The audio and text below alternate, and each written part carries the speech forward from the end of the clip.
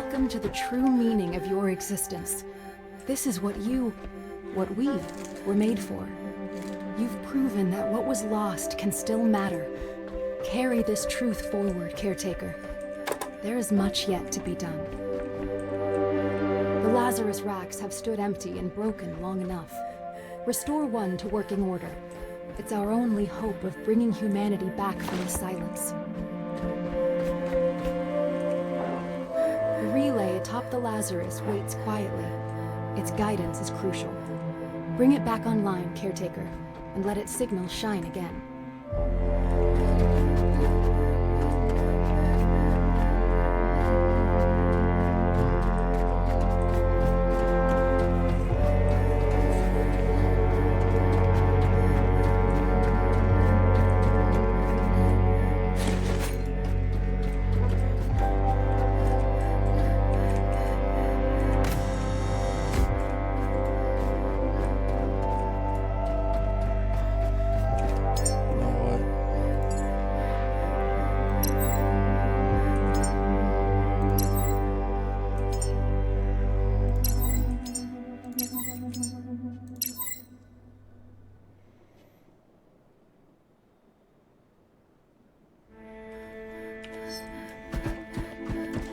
This is going to be a lot of work.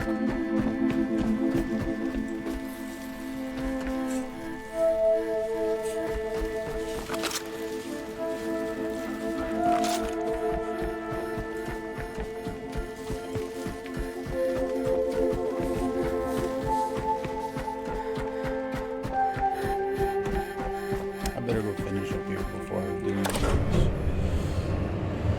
I probably need to stop. Exercise.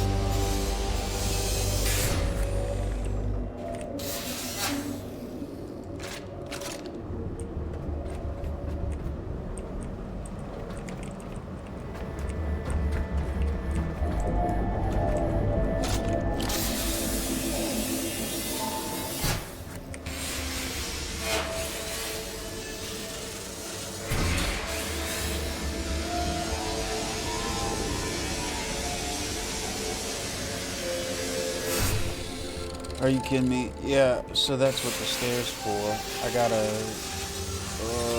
I have to bring power all the way down there.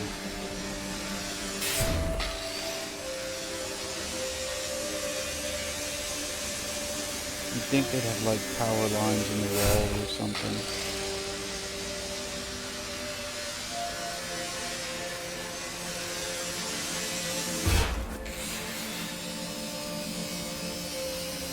I definitely am about to upgrade my scrapping until it's maxed out. I wish I hadn't wasted time on the pressure. I didn't realize how much scrapping I was going to be doing.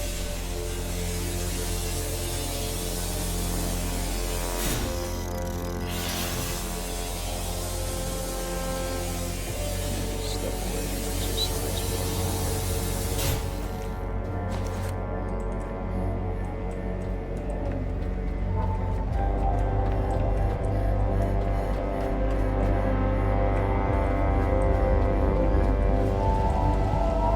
Okay, cleaned up this one.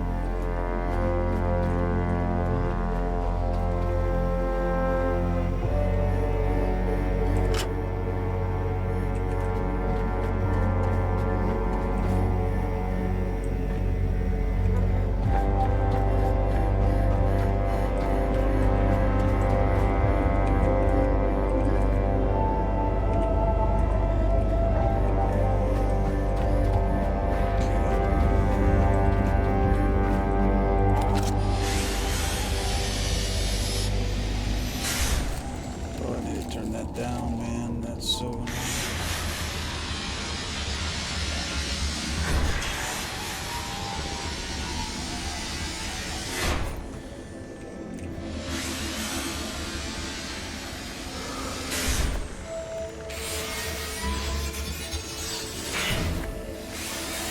At least I'm getting experience from this, but it's not a lot.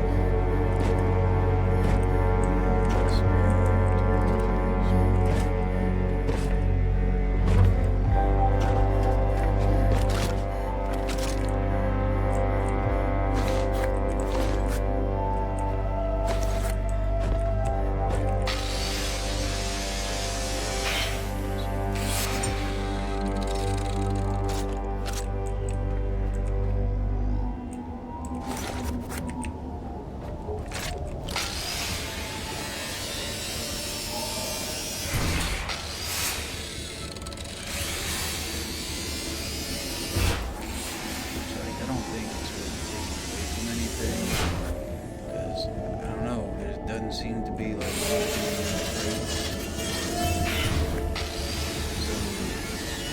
that they would have used for previous project. There isn't there anything nothing really on the pallets. Pallets universally don't really have a use unless they're unloaded, unless you're trying to load stuff up, and this is not a manufacturing place, so I don't think that they're about to load pallets. I don't think they were like loading pallets full of stuff to ship out. Beams and stuff.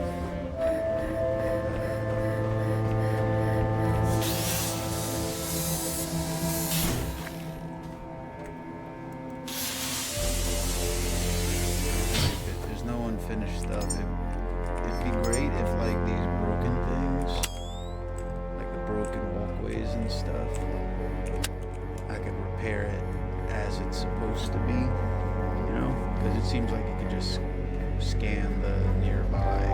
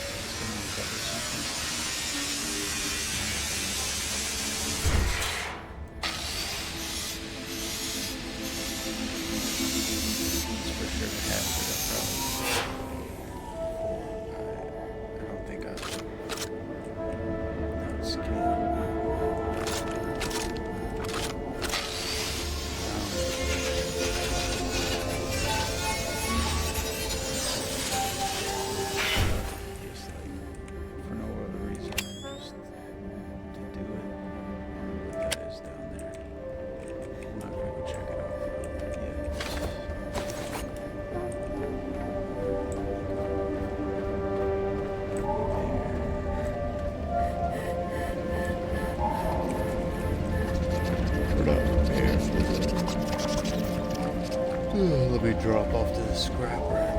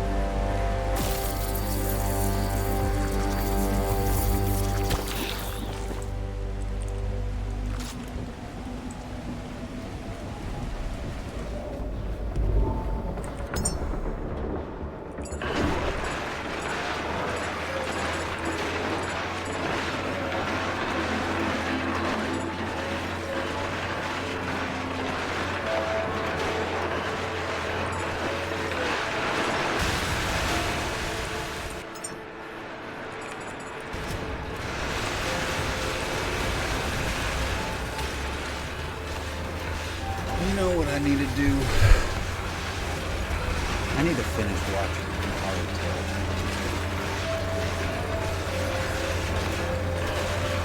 Last time I watched that show was during the Ninja War.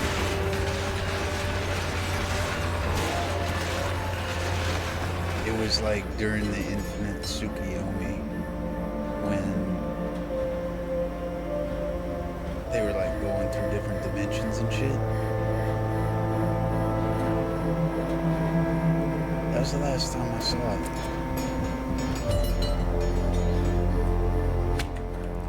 And the only reason I quit was because I wanted the series to like build up a little bit because I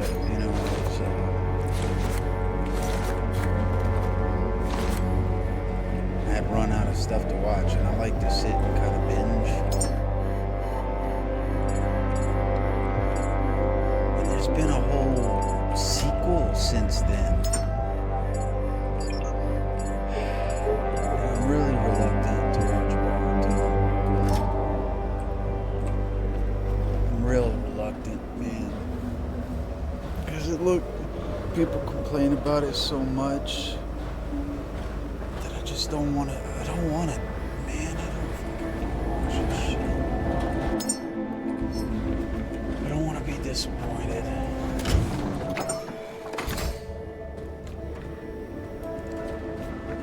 But I kind of miss those characters.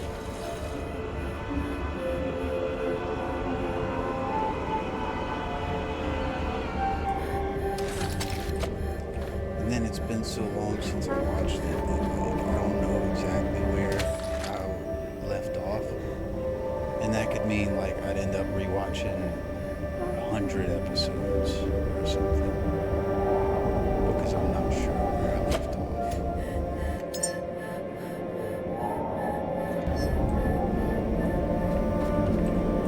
Because it's like, oh man, and that's like 20 minutes an episode.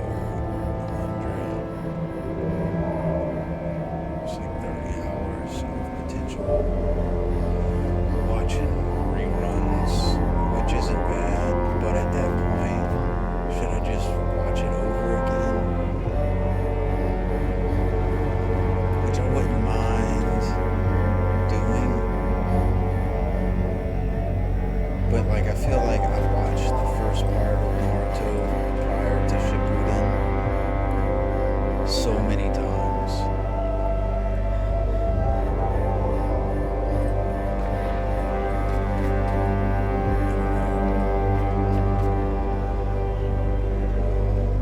I think I might just like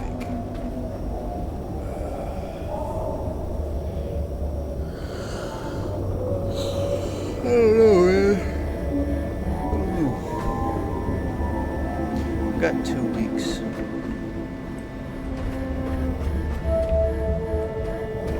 I got 2 weeks with nothing. I could watch 2 weeks worth of Naruto.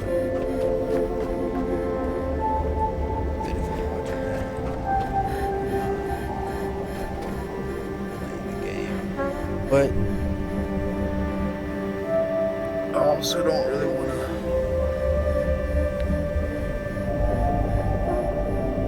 read the dubs.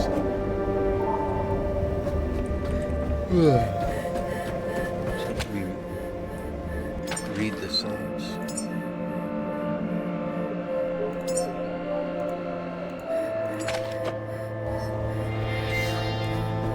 Because my eyes are tired.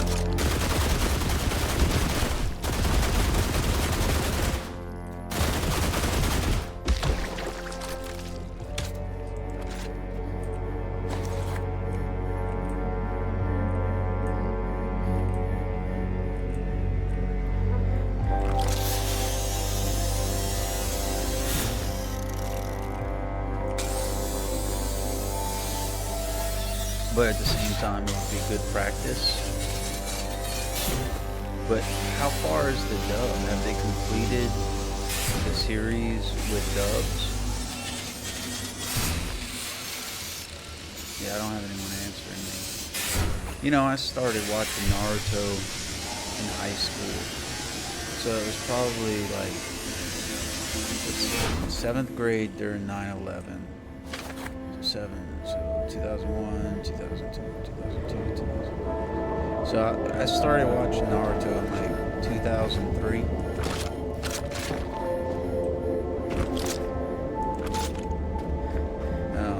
When I was a freshman in high school.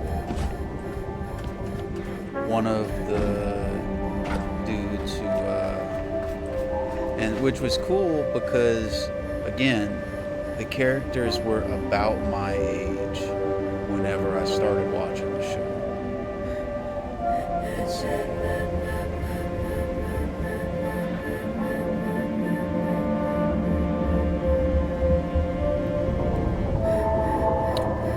Yeah, so like they were pretty much the same age as me whenever the show was going on. And of course, like, as the series went on, there was they stayed the same age as I was, as I got older. Then they'd do time skips and stuff, which was cool because you could play catch up. And now they're like however old or whatever. I don't know. Which is that is definitely one of the good things about Japanese media. They generally they don't stay the same, except for like fucking Ash Ketchum, who stays 10 forever. They generally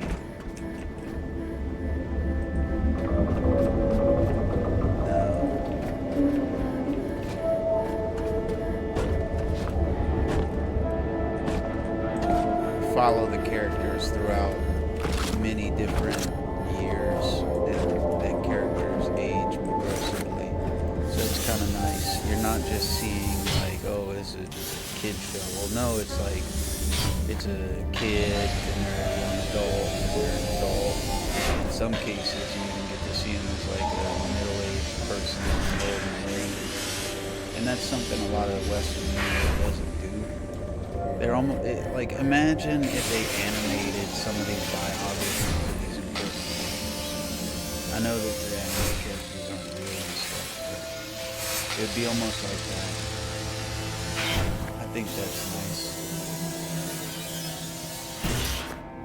I'm a die-hard Sakura fan, though, to be honest. I fell in love with her the second I saw her. I know I'm a loser. Something about pink-haired girls, I guess.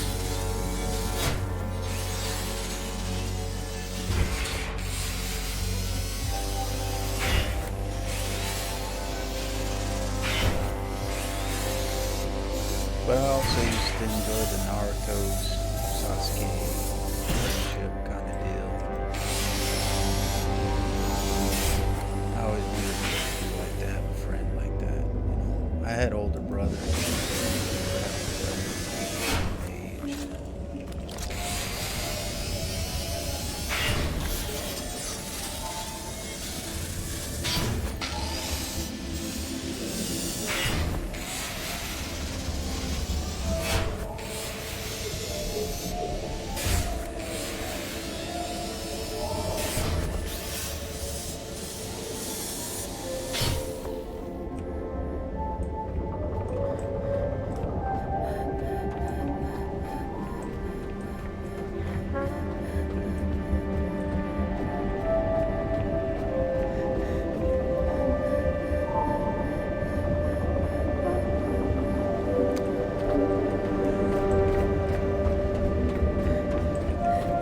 But I always enjoyed that show because of the depth of the techniques that they went into. It's like, I am at heart a martial artist, and just the techniques and skills and the tactics. Not so much for like jutsu, because I can't do magic. So, but like all the stuff, it was all super interesting to me. So because I'm not a magician. I don't have no jutsu and shit. I was always a big fan of Rock Lee. felt some kinship with him because I thought, man, look, someone like me except way better because I can't do magic. So Rock Lee was kind of an inspiring character to me. Of course, even he had some kind of weird, like, how do you heal from that? How do you heal from that training, man? Like, I've tried to do stuff like that and I always end up bedbound.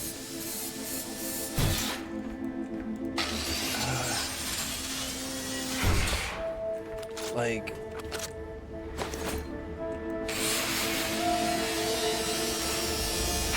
there's been time where I've trained a particular exercise so much that, I don't know, it felt like my arm was being cut off for days afterwards because I had, like, there was times in training where I had to be on crutches because I couldn't walk, because I had overloaded my legs. So, like, I'd say,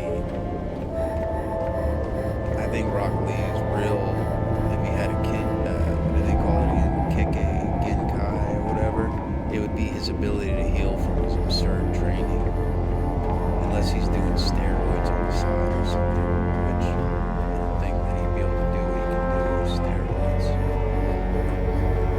So, like, I think the secret is that he has some ability to heal. Because it's cheating, man. The ability to heal quickly is cheating because that means you can recover from exercise quicker, and that means you can exercise again. And you're just like condensing the training cycle because you can heal from your exercise. You don't have to, you don't have to wait so long between exercise. So then you can just like, you can outpace everybody because it's just, but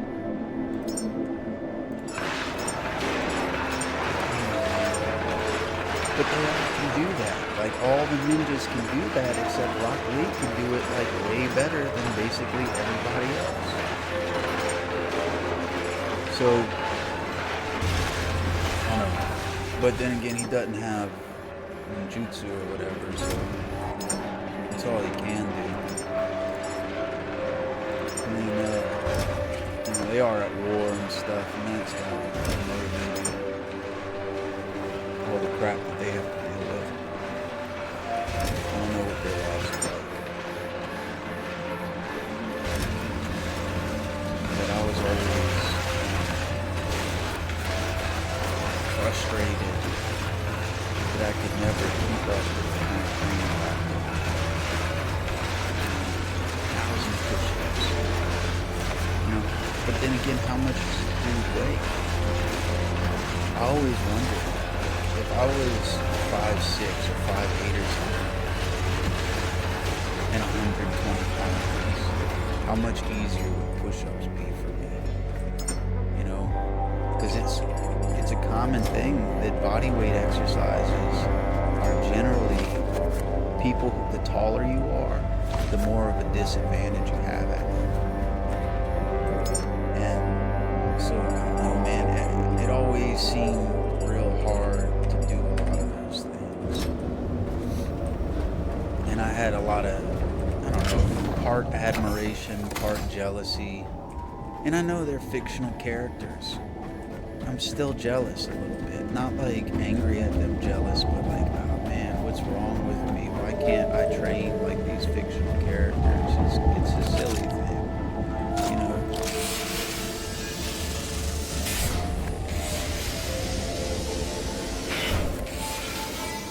But that's one of the things I always think about in anime and stuff.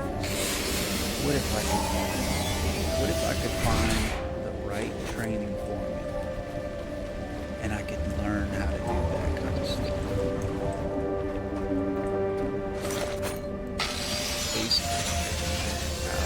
Basically like little Superman.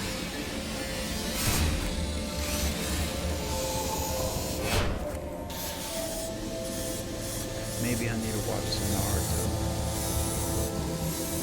Be inspired again. But you know, the problem with late stage anime is there's no more training montages.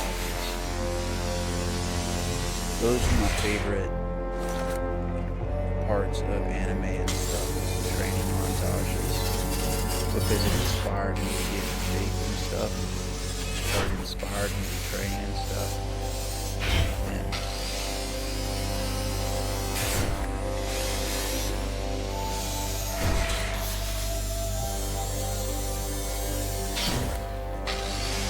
I'll tell you one thing they never show you in anime training montages.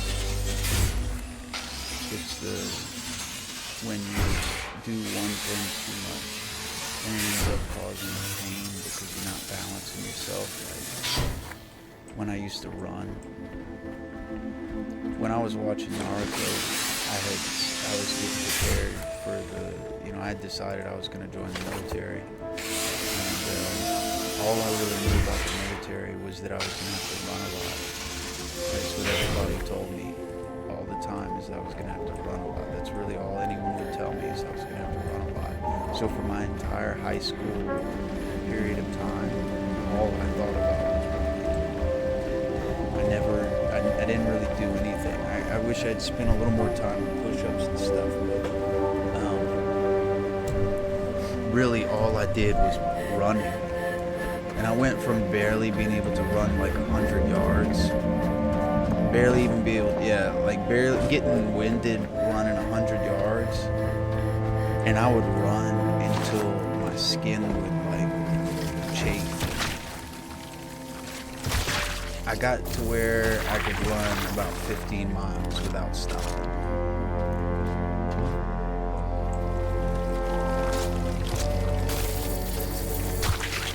But then I started to develop muscle imbalances, and I had to change what I did and stuff. And that's, as a person, that's one of the reasons that I'm a personal trainer now, is because like it's been about 20 years. Well, let's see, 2003. I probably really, I think, when did I consciously start to train on my own? It was probably about 2003. I was doing karate at the time. I was doing karate my freshman year. And I was doing a lot of the exercises my sensei had told me to do. And whenever I ended up not continuing to do that, and I switched more toward the military preparation thing, and I started running. But yeah, that's when I really started to exercise in earnest, was 2003. And around that time was when I started to exercise to the extent that I would cause myself injury. And I was constantly having to research, like, how do I make this quit hurting? If you were to look at most of my non-pornography Google searches in those days,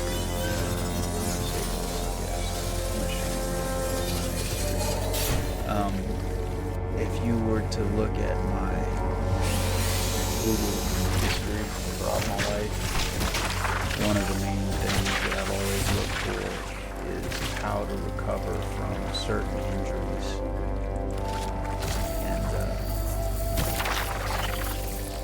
That's one of the reasons I ended up getting my personal training certification, because I wanted to get an extra education about it. I wanted to spend extra time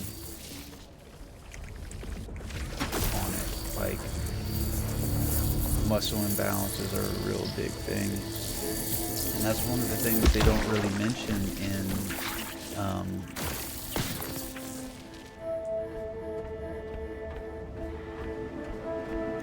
like anime and stuff.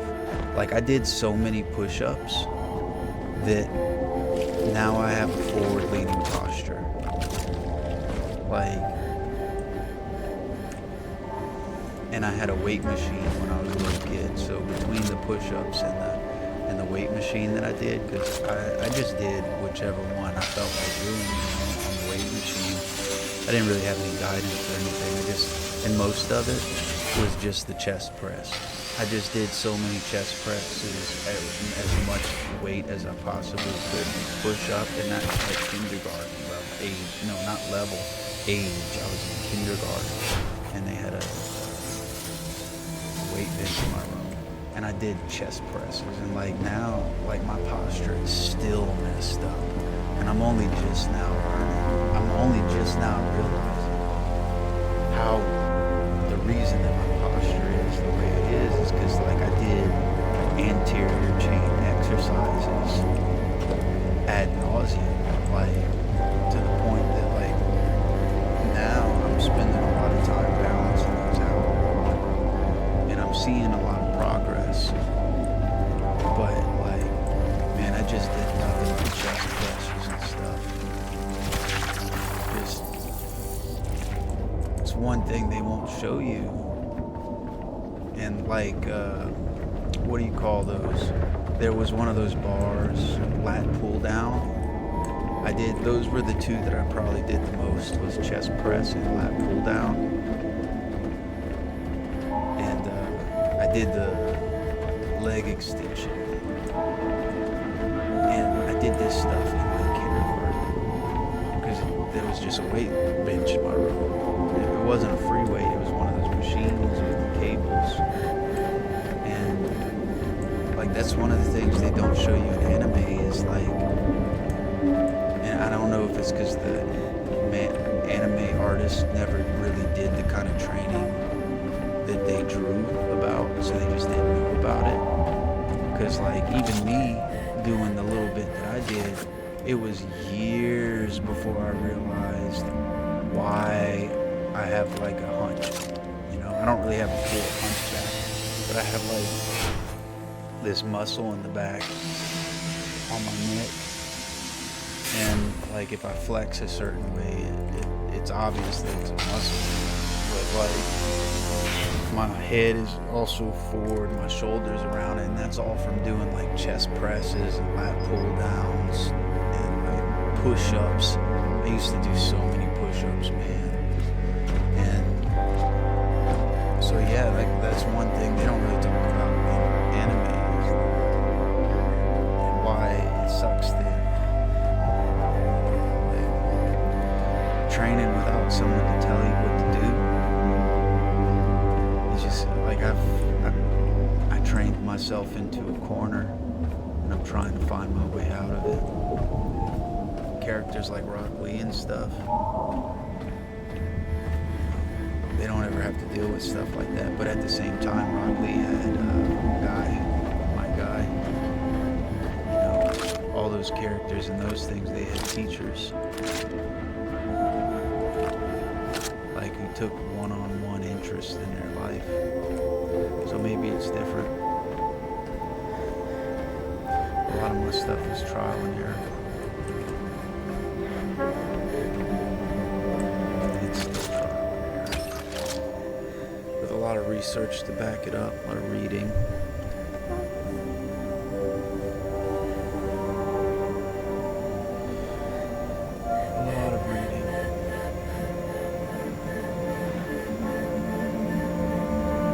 I've had some great successes, but I also like, I don't know, it's frustrating, man, and I feel like I'm getting old. Sometimes I wish that it's not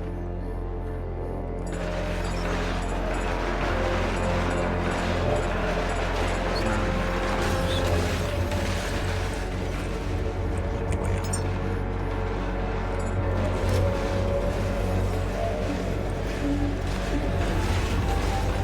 I'm gonna have to watch some Naruto, at least finish the series. Maybe it'll be motivating.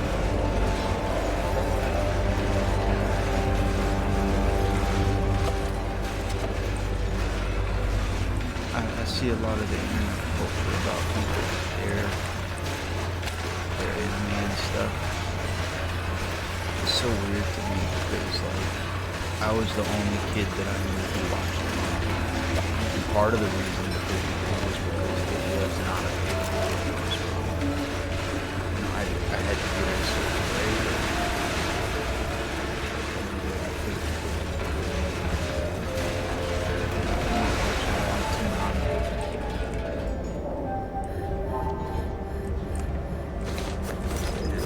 Nobody else knew stuff.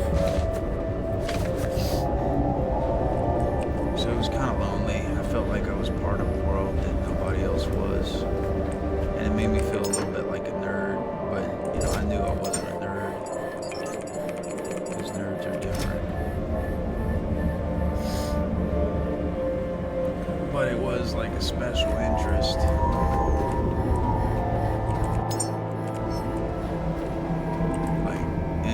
But at the same time, like, there's a lot of losers who watch anime too.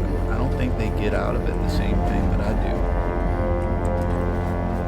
Like, I don't know what they fucking get out of it, to be honest with you.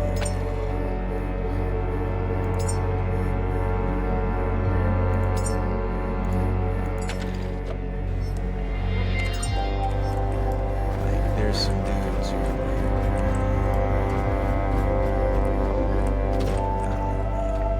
some disappointed people, for sure.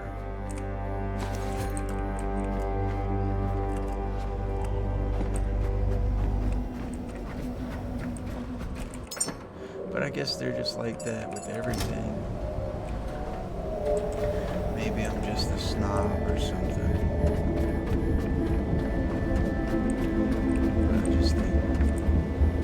But I just feel like they don't have any cool, man.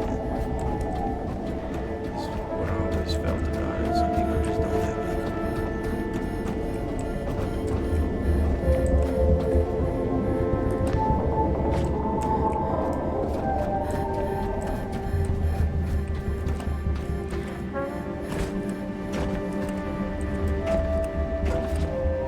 But there's definitely an argument that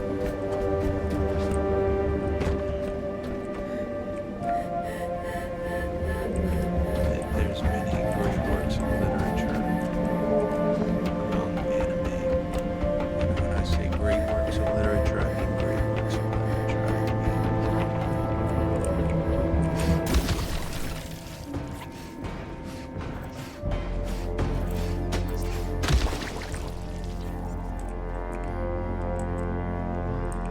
I don't mean that to be like hyperbole. I mean, I think that some of the story writing in anime and manga are very incredible.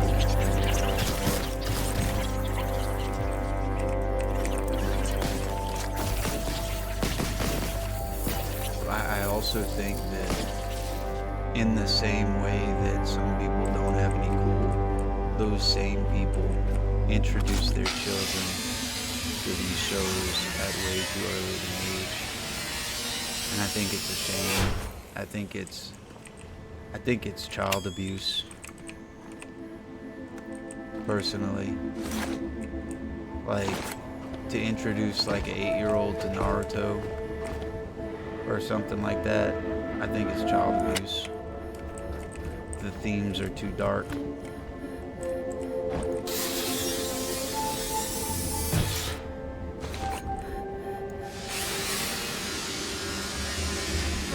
High school, it's pushing.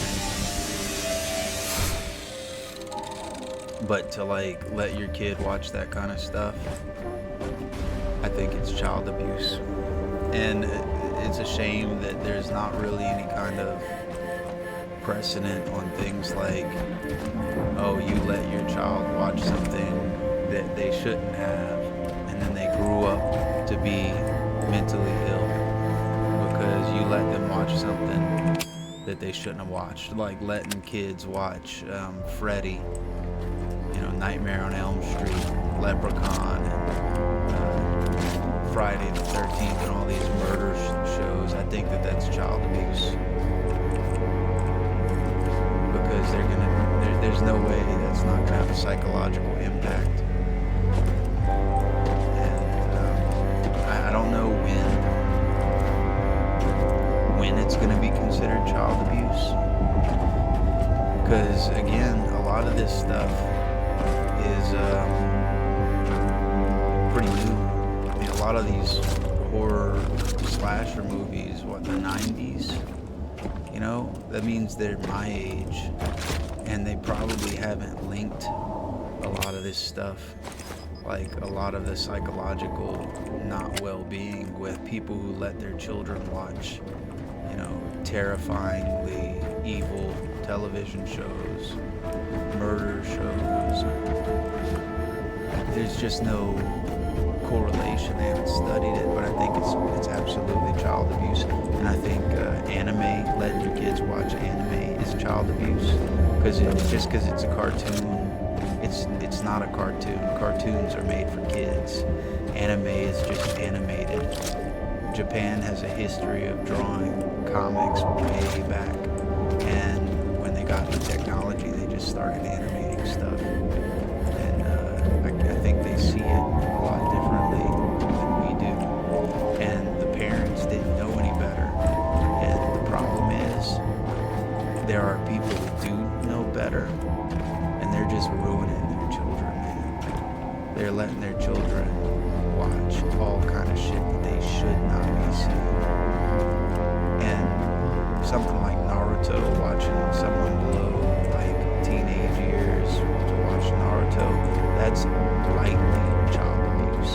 There's some way worse stuff, because anime is, again, it's just an art style. It's not an age brackety thing. There is some truly perverse shit amongst the animated works of Japan, like gut-wrenchingly perverted. And if you're not watching the show with the child, there's absolutely no way of telling what's gonna take a sudden and sharp turn for disgustingly perverted or disgustingly violent. There's absolutely no way to tell. So just allowing your children to watch anything related to it is just absolutely child abuse. You're risking your child's psychological well-being.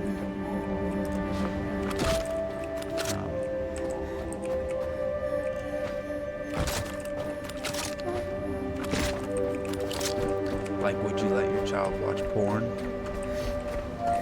Would you let your child watch murder TV shows on the internet, like where people are getting murdered? Because that's a lot of what it is. Pictures of such things.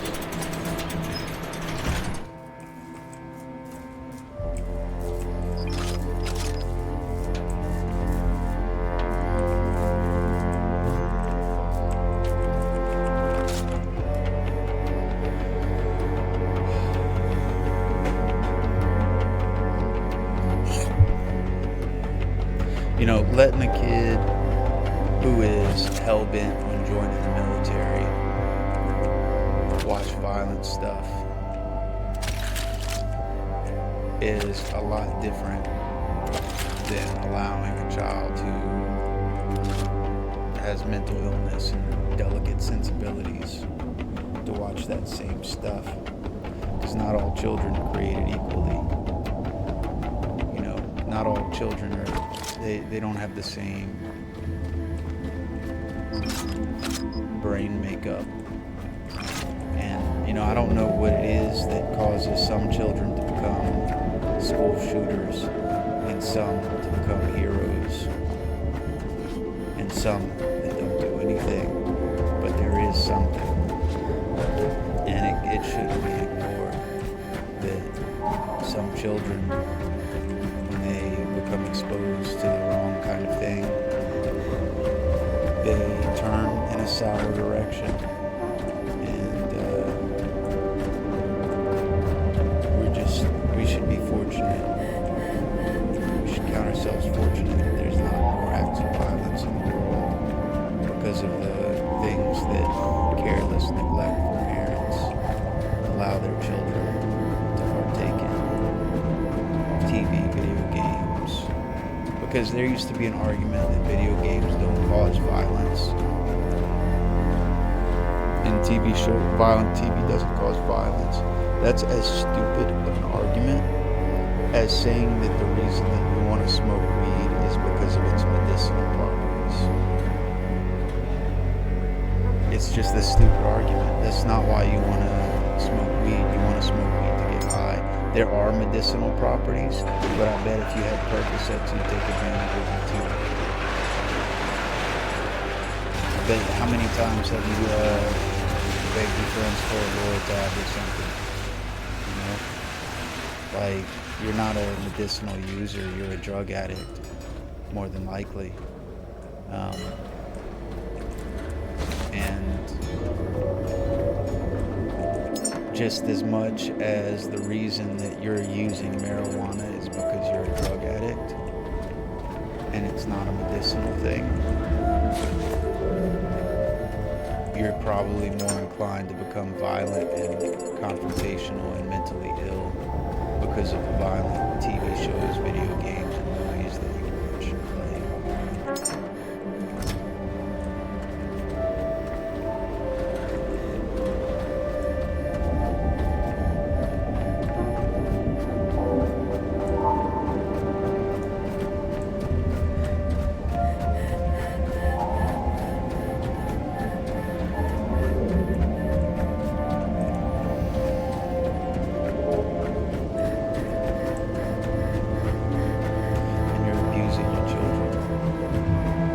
Just not going to find out what it's doing to them until possibly it's too late. I mean, the suicide rate is out of this world for children where it shouldn't be anything. There should be no suicide rate for children. The mental illness rate for children. A lot of these things like autism and things like it's a trauma response. There's like some research that says that it's a trauma response. Your child is autistic because you or someone in your family abused this child and they're in a catatonic state, more than likely, and they're not coming out of it.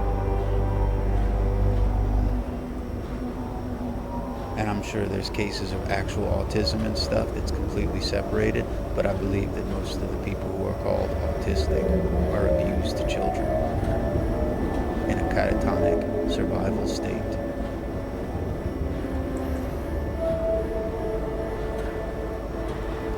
Specifically, a lot of autism looks like brain injuries, and I know this from experience.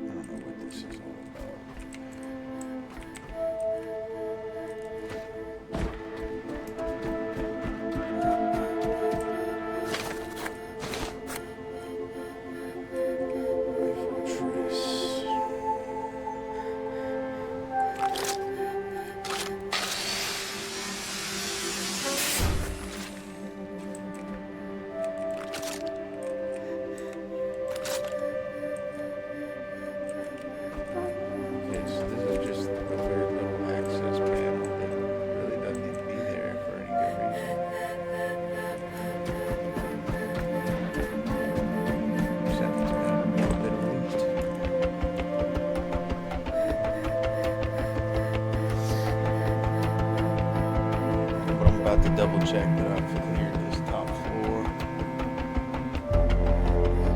It takes a lot of work. It is kind of satisfying.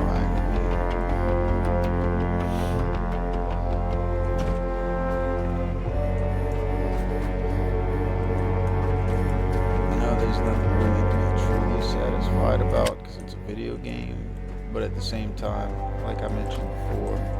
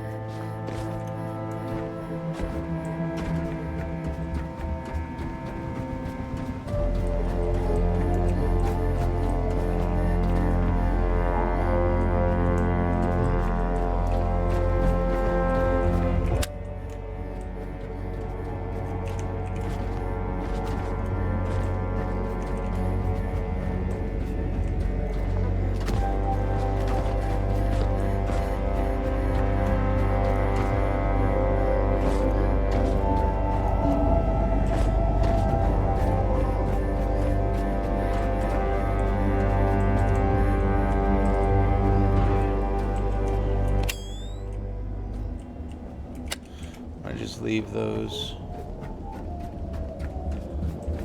because I mean that's all they are, is little slime tanks.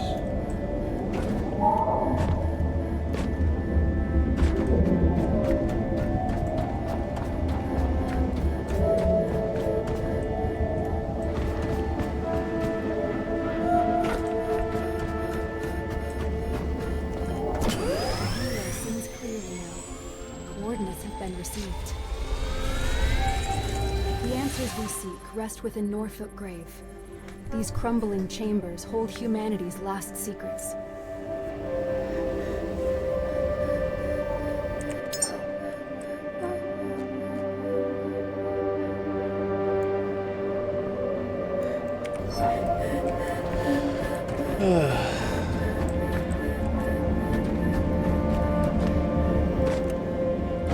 I don't think that, so the one thing that I'm thinking that might prevent me from really continuing to play the game is, other than killing a few different little monsters, say, you know, which is fine, and scavenging, there's not a lot to do.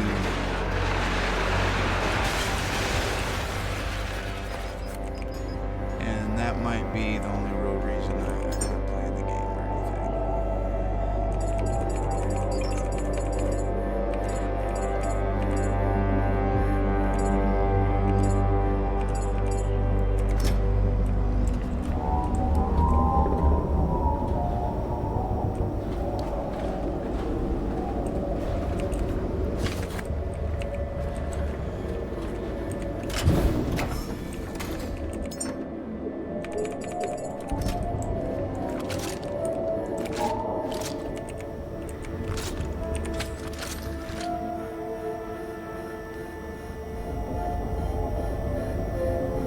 but it's a good game. I'm enjoying it.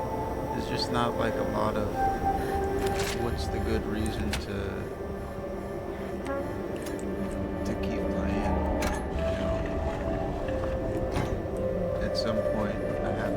scavenging that I need.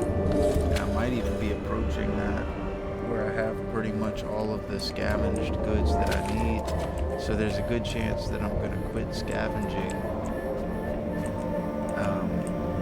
stuff soon, and I'm just going to go from island to island and look at this stuff. Because scavenging takes a real long time, and it's getting kind of tedious. And it's not getting any quicker, really. It's not getting any easier. There's not any new scavenging tools or anything like that.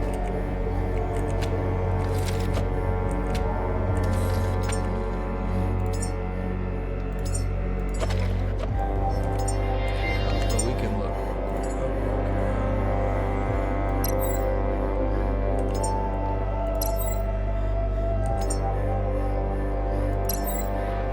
That's 25%. Just okay.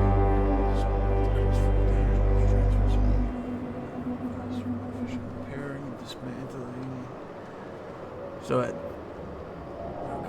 it'll get down to half. Is there a way I can undo some of this? That would be great.